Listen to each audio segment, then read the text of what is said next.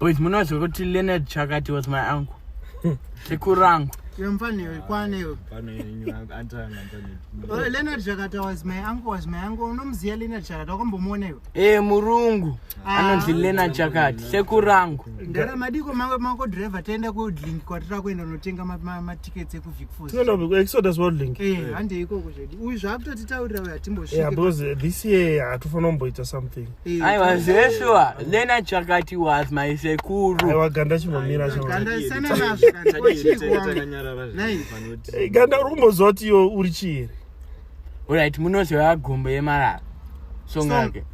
Dzinozozo. Yeah, but mama wangu ambatsira kuti anyore. Mama wangu ambatsira Leonard Chakati anyora. Pakai relationship yangu engeriye.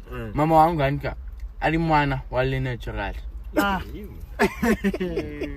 Yeshua boys. Ndako driver akatenda noteka ma tickets. Siraku zvakinde ukanifa isusu mudara. Yeah, because Exodus World Link bane trip. It's a group trip yekuenda ku Vic Force muna April. Ndodira tunotoda. 370 and hands ndinongona badala bit by bit. Aiwa idiri ndara. April yasvika. Achitori nani? Nema tickets ekanva wacho ana. Aiwa. Nesiku kusara. Sekuru rangu Leonard Chakati aenda ku Vic Force futhi.